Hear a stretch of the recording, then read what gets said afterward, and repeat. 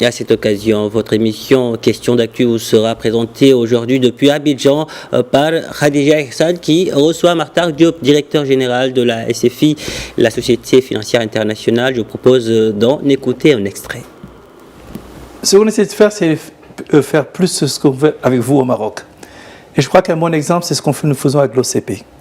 Nous avons signé 100 millions de dollars pour un projet pour aider à la transition énergétique, pour produire de l'énergie verte, de l'hydrogène vert au Maroc, et pour pouvoir mieux intégrer l'OCP dans les investissements que les compagnies africaines font dans le secteur de l'agriculture.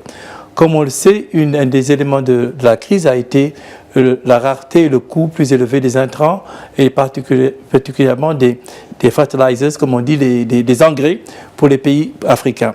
Et nous avons la solution ici sur le continent.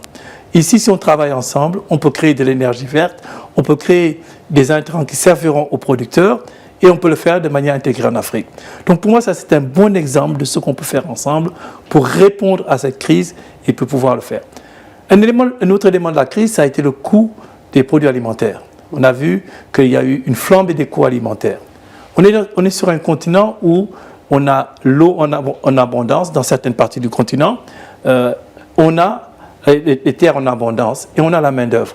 Pourquoi est-ce qu'on ne peut pas produire assez de produits alimentaires pour justement faire face à ces chocs exogènes auxquels nos économies font face? C'est ce genre de questions que nous allons discuter. Sont sortis de ces cycles de réponses à des crises qui nous ont frappés pour pouvoir avoir des réponses plus structurelles qui permettent justement aux économies africaines d'être plus résilientes.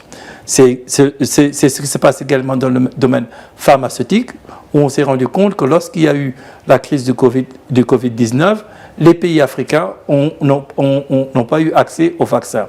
La solution, ça a été de travailler avec des pays comme le Rwanda, comme le Sénégal, comme l'Afrique du Sud, comme le Maroc, pour pouvoir créer des vaccins en Afrique, mais également en profiter pour développer une industrie pharmaceutique qui permet de servir le continent.